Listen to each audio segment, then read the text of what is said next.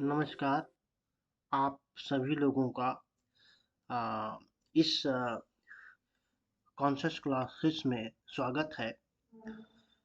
मैं आज इस वीडियो में अमेरिका की महान समाज कार्यकर्ता मैरी रिचमंड के बारे में बताना चाहूँगा। मैरी रिचमंड अमेरिका की एक महान समाज कार्यकर्ता थी, जिनका जन्म 1861 में हुआ था और उनकी मृत्यु 1928 में हुई। उन्हें अमेरिका में मदर्स ऑफ सोशल वर्क के नाम से जाना जाता है। मैरी रिचमंड के साथ अमेरिका में एक और महिला हुई, जिन्होंने समाज कार्य के क्षेत्र में संयुक्त राज्य अमेरिका में अग्रणी भूमिका निभाई, जिनका नाम जेन एडम था। इस तरह से मैरी रिचमंड के साथ साथ जेन एडम को भी मदर ऑफ सोशल वर्क के नाम से जाना जाता है। मैरी रिचमंड अपने जीवन में व्यवहारिक रूप से अनेक कार्यों को किया। उस क्रम में उन्होंने सैद्धांतिक स्तर पर भी कई अग्रणी काम किया, जिसमें उनकी एक पुस्तक का what is social case work है। इस पुस्तक को सोशल वर्क में जो उसकी 6 प्रणालियाँ हैं, social case work, social group work, social work community, social action, social work administration और सोशल वर्क रिसर्च, उसमें केस वर्क के क्षेत्र में इस किताब को मील का पत्थर माना जाता है। तो इस वीडियो में मैं इस किताब में मैरी रिचमंड ने किन किन चीज़ों पर फोकस किया है, उसके बारे में बात करना चाहूँगा। तो इस अपनी किताब में मैरी रिचमंड ने शुरुआती अध्यायों में कुछ अमेरिका में महत्वपूर्ण समाज कार्यकर्ताओं द्वारा सोशल केस वर्क से संबंधित जो समस्याएं आई, उनके निदान के लिए उन्होंने किस प्रकार से काम किया, उसका जिक्र बहुत ही जीवंतता एवं बोधपूर्ण ढंग से मैरी रिचमंड ने किया है। उसमें पहली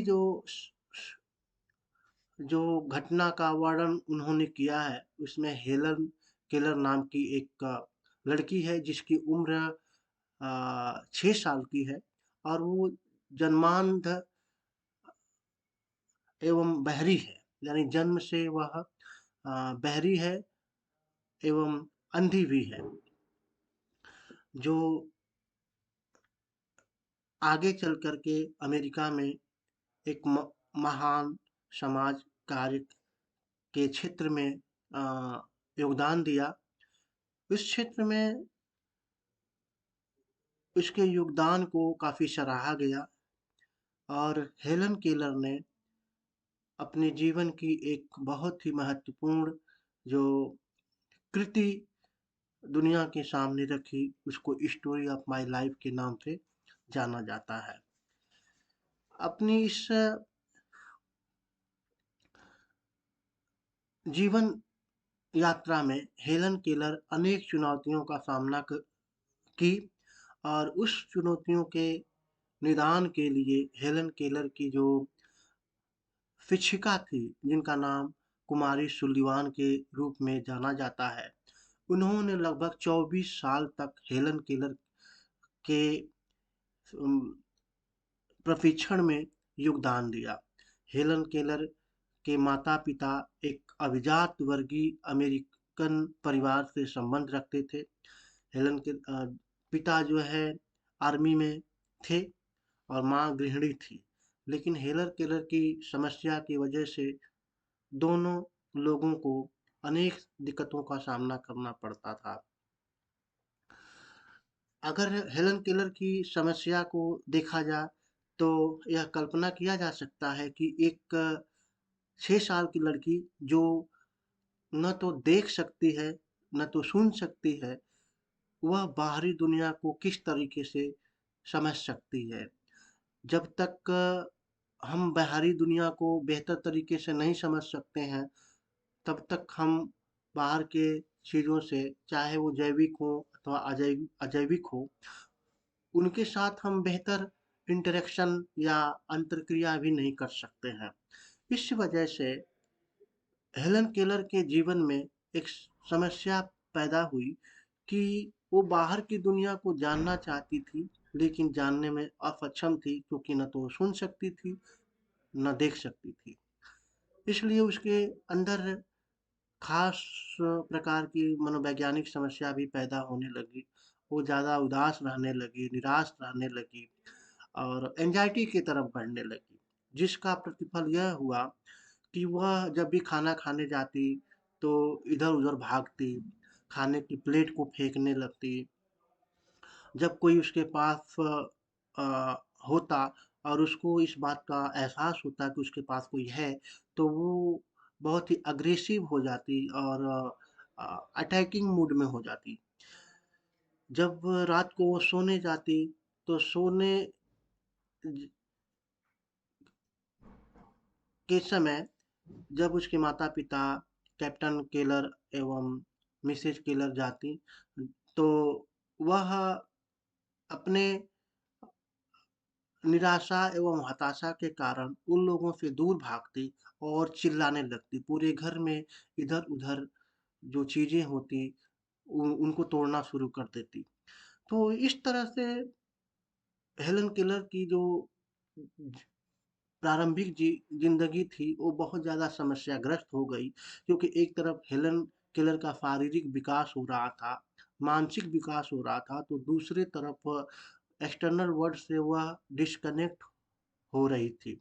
और इन सब समस्याओं की वजह से हेलन केलर के माता-पिता ने सोचा कि अब इसकी समस्या के निदान के लिए कोई सक्षम कदम उठाना चाहिए। इस क्रम में उन्होंने एक शिक्षिका अथवा एक अध्यापक की तलाश करना प्रारंभ किया, जिसमें कुमारी सुल्लिवान उन्हें मिली। कुमारी सुल्लिवान आती हैं हेलन केलर के प्रशिक्षण हेतु। कुमारी सुल्लिवान जब हेलन केलर के प्रशिक्षण के लिए आती हैं, तो प्रारंभ में हेलन केलर को हैंडल करने में कुमारी सुल्लिवान को बहुत दिक्कतें झेलनी पड़ी, क्योंकि यह उनकी पहली केस थी, जिसके कारण उन्होंने हेलन केलर को बहुत ही प्रेम, दया एवं सहानुभूति के साथ लेते हुए अपना कार्य प्रारंभ किया। प्रारंभिक चरण में कुमारी सुल्लिवान ने हेलन केलर अ, को अंग्रेजी के वर्णमाला को सिखाने की कोशिश की। इस प्रक्रिया में अंग्रेजी की वर्णमाला को कुमारी सुल्लिवान हेलन केलर के हाथों पर लिख-लिख करके बताना शुरू किया। धीरे-धीरे समय गुजरा और हेलन केलर अंग्रेजी की वर्णमाला सीख जाती हैं। अब आगे जो होता है, वह बहुत ही हेलन केलर के जीवन में सकारात्मक रूपांतरण के रूप में घटित होता है, क्योंकि जब हेलन केलर अल्फ़ाबेट अंग्रेजी के सीख जाती हैं, तो कुमारी सुल्लिवान उन्हें अल्फ़ाबेट के द्वारा वर्ड संरचना को सिखाना प्रारंभ करती हैं और उस वर्ड के साथ-साथ जो एक्सटर्नल वर्ल्ड में विभिन्न प्रकार की जो चीज़ें हैं, उनका भी उसके संपर्क करा कर के उन चीज़ों से वस्तु एवं शब्द के बीच में तारतम्यता बैठाने की कोशिश करती हैं। जैसे जब कुमारी सुल्लीवान हेलन केलर के हाथ पर वाटर शब्द लिखती हैं, तो उनके दूसरे हाथ पर जल का स्पर्श कराती हैं। मुर्गी के बच्चे को ला करके एक तरफ उनके हाथ पर मुर्गी के बच्चे को स्पर्श कराती हैं, तो दूसरी तरफ मुर्गी के बच्चे का यानी चिकन का जो वर्ड है वो लिखती हैं। ठीक वैसे ही एक बार उन्होंने मदर वर्ड को हेलन केलर के हाथ पर लिखा और वहाँ पर अ, हेलन केलर की माँ खड़ी थी, तो मदर का अ, अर्थ समझाने के लिए हे कुमारी सुल्लीवान ने उनकी हेलन केलर की माँ को बुलाया और उसे स्पष्ट कराया। हेलन केलर के आंखों से पानी गिरने लगा और उसने मदर वर्ड इस का संबोधन किया। जब हेलन केलर ने मदर वर्ड का संबोधन किया, तो हेलन केलर की माँ रोने लगी, क्योंकि ये पहला ऐसा अवसर था जब हेलन केलर ने अपनी माँ को मदर शब्द से संबोधित किया। वह बहुत ही भावुक पल था और उसका बहुत ही शानदार तरीके से हेलन केलर ने अपने किताब स्टोरी ऑफ माय लाइफ में जिक्र भी किया है। एक चीज जो सबसे ज्यादा कुमारी सुल्लीवान के जीवन में महत्वपूर्ण रही, वो ये कि उन्होंने इस हेलन केलर की समस्या को अपने हाथ में लिया और उसको अपने दृढ़ संकल्प के साथ साथ जो अटूट धैर्य था, उसका इस्तेमाल करते हुए हेलन केलर की समस्या का निदान किया और उसमें वे सफल रहीं। अंततः हेलन केलर के जीवन में जो परिणाम निकल कर सामने आया, वह बहुत ही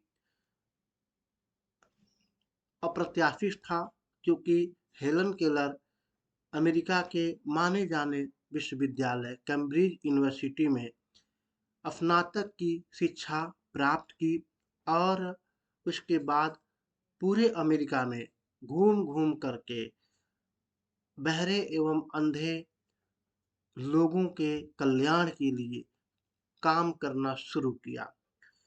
आगे मैरी रिचमंड इस घटना के अथवा इस केस के आधार पर जो अपने किताब में कुछ प्रमुख बातें निष्कर्ष के रूप में लिखा, जो कि उस समय के व्यक्ति समाज कार्यकर्ता के लिए तथा वर्तमान में व्यक्ति समाज कार्यकर्ता के लिए प्रासंगिक है, वह यह है कि जिस तरह से कुमारी सुल्लीवान ने हेलन केलर की समस्या का निदान किया, उसमें लगभग 20 वर्ष लगे। इस समय को अगर देखा जाए तो यह बहुत ही लंबा समय है और इतने बड़े समय में एक समाज कार्यकर्ता को के लिए आवश्यक है कि वो बड़े पैमाने पर धैर्य रखे, आत्मविश्वास रखे और बगैर किसी हताशा के, बगैर किसी निराशा के अपने कार्य को करने के हेतु प्रतिबद्ध रहे। महत्वपूर्ण यह भी है कि एक व्यक्ति समाज कार्यकर्ता व्यक्ति की भौतिक एवं मनोवैज्ञानिक दोनों ही समस्याओं के संदर्भ में ज़्यादा से ज़्यादा बोध रखे, क्योंकि व्यक्ति के जीवन में ये दोनों पक्ष भौतिक एवं मनोवैज्ञानिक महत्वपूर्ण माने जाते हैं। किसी भी पक्ष को दरकिनार नहीं किया जा सकता है। इसलिए एक सोशल केस वर्कर के लिए आवश्यक है कि भौतिक पक्ष के साथ-साथ यानी कपड़ा, रोटी, मकान के अलावा जो व्यक्ति की मनोवैज्ञानिक आवश्यकताएँ हैं, प्रेम, करुणा, सहिष्णुता, आ विनम्रता आदि जो मनोवैज्ञानिक आवश्यकताएँ हैं, उसकी भी पूर्ति होनी चाहिए। आगे देखा जाए तो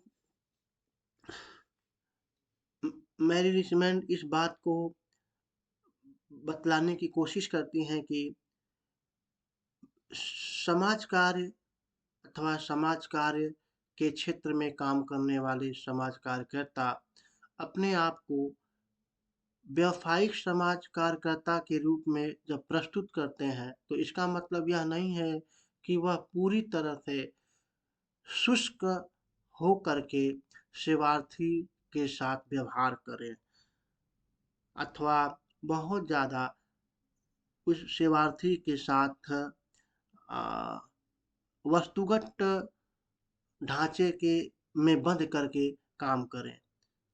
आवश्यकता इस बात की है कि सेवार्थी की समस्याओं के निदान के लिए सोशल केस वर्कर ज़्यादा से ज़्यादा समाज कार्य के सिद्धांतों एवं उपागमों में प्रेम, करुणा एवं विनम्रता जैसे मूल्यों का बहुत ही सूक्ष्मता के साथ समावेश करके सेवार्थी की समस्या का निदान करें।